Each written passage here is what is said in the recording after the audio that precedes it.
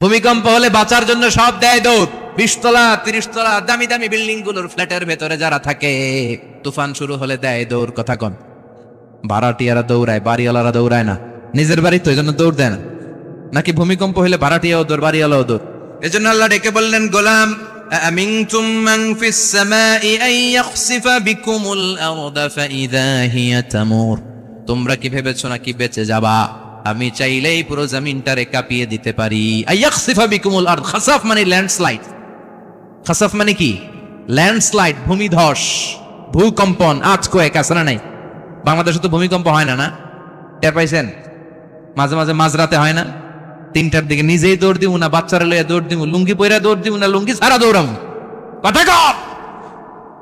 আল্লাহ বলে, মনে করো না জমিনটা সমতল, কার্পেটিং করে দিয়েছি, এই কার্পেটিং এর ভিতরেও আগুনের দলা আছে না নাই?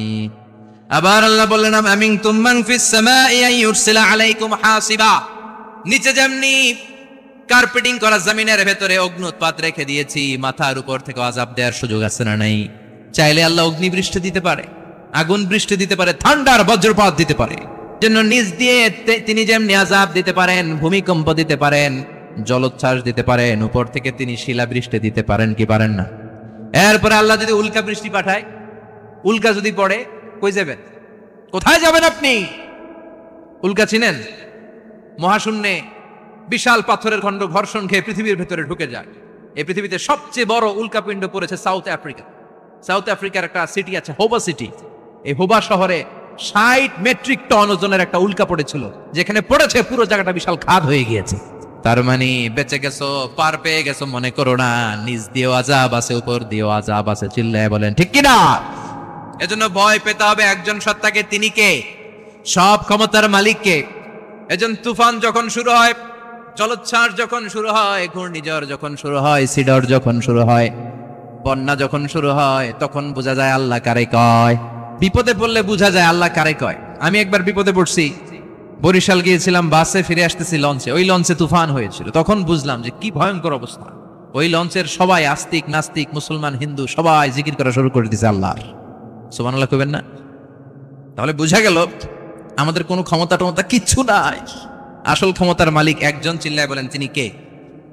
সে আল্লাহ বললেন, তাবারাকাল্লাযী বিয়াদিহিল মুলকু ওয়া হুয়া আলা কুল্লি শাইইন কাদির। সুমহান সেই সত্তা যার হাতে ক্ষমতা। ক্ষমতা কার হাতে?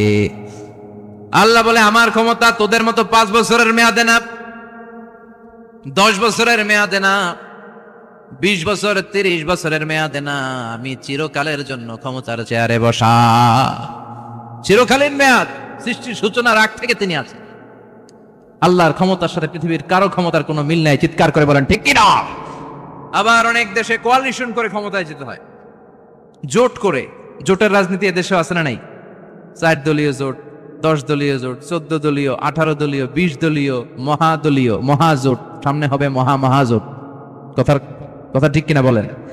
তো আল্লাহ কিরকম জোট করে আসা লাগছে? কথা বলেন। তার মানে আল্লাহর ক্ষমতা আমাদের ক্ষমতা এক নয়। আবার পৃথিবীর অনেক দেশে গণ অভ্যুত্থানের মাধ্যমে অনেককে ক্ষমতা থেকে নামানো হয়, ঠিক কিনা? গণ অভ্যুত্থান হয় না? সেনাবাহিনীরা কু করে না? মিলিটারি কু করে ক্ষমতা থেকে নামায়। তো আমরাও যদি আল্লাহর বিরুদ্ধে একটা আন্দোলন করি, আল্লাহ তো নেমে যাবে, নামানো যাবে না? আচ্ছা, আমরা পারলাম না, জিনেরা যদি আমাদের সাথে যোগ দেয়, মানুষ জিন ভাই ভাই, আল্লাহর রক্ষা নাই। কথা বলেন, তাও পারা যাবে না? ফেরেশতারাও যদি কয় আমরাও মানি না, তাইলে তো শেষ আল্লাহর গদি। আল্লাহ বলে, গোটা বিশ্বের সবাই মিলে যদি আমার বিরুদ্ধে আন্দোলনে নেমে যাস, আমার ক্ষমতার বিরুদ্ধে যদি মিছিল দেয়া শুরু করে দিস, আমার ক্ষমতার 1 ইঞ্চিও কমাতে পারবি না। সুবহানাল্লাহ পড়েন। এজন্য আল্লাহ বললেন, তাবারাকাল্লাযী বিয়াদিহিল মুলকু ওয়া হুয়া আলা কুল্লি শাইইন কাদির। সুমহান সেই সত্তা যার হাতে ক্ষমতা। ক্ষমতা কার হাতে? আবার দেখবেন পৃথিবীর অনেক দেশের রাজা সিস্টেম, যেখানে বয়সের ভাড়া যখন নুজ্জ হয়ে যায়, 80-90 বছর বয়স হয়ে যায়, স্বেচ্ছায় ক্ষমতা ছেড়ে দেয়, ছেড়ে দিয়ে রিটায়ারমেন্টে যায়। কথা কন, শোনেন নাই মনে হয়? আছে না নাই? অনেক রাজা স্বেচ্ছায় ক্ষমতা ছেড়ে দিয়ে রিটায়ারমেন্টে যায়, বয়সের ভারে নুজ্জ। তা আল্লাহ তো ওই কবে থেকে ক্ষমতায়, বুড়ো হয়ে গেছে না? কথা কন। এখন আল্লাহর চলতে লাঠি লাগে, আগের মতো ক্ষমতা নাই। চোখে সানগ্লাস লাগে, পাওয়ারওয়ালা গ্লাস ছাড়া আল্লাহ মনে হয় দেখে টেকে না। কথা কন। যে ফেরাউনকে আল্লাহ সাগরের জলে ডুবিয়ে মারলো, যেই নমরুদকে আল্লাহ শেষ করে দিল, যেই কারণকে আল্লাহ শেষ করে দিল, সে আল্লাহ আজও আগের ক্ষমতা নিয়ে ছেড়ে নাই। এজন্য বিয়াদিহিল মুলক, তার হাতে ক্ষমতা। ওহু আলা কুল্লি শাইইন কাদির, তিনি চাইলে সব করতে পারেন। তিনি রাজারে প্রজা বানাতে পারেন, প্রজারে রাজা বানাতে পারেন, ধনীরে গরিব বানাতে পারেন, গরিবরে ধনী বানাতে পারেন। তিনি সাগরকে মরুভূমি করতে পারেন, মরুভূমিকে দরিয়া করে দিতে পারেন। তিনি কে? ওয়া হুয়া আলা কুল্লি শাইইন কাদির, তিনি যেটা চান সেটাই করতে পারেন। চিল্লায় বলেন ঠিক কিনা?